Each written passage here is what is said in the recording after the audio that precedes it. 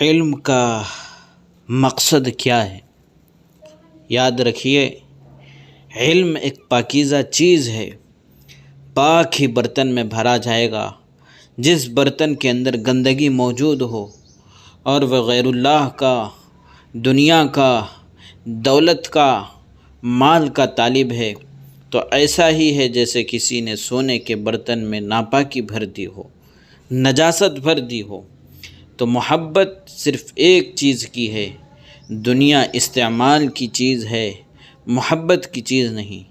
دنیا استعمال جتنا چاہے کرو، محبت صرف ایک ذات سے ہی ہونی چاہیے۔ تو علم کے شرف کے بعد، علم کے اعزاز کے بعد، علم کے رتبے کے بعد کسی غیر علم کی طلب کرنا، مثلا دنیا کی طلب کرنا، عزت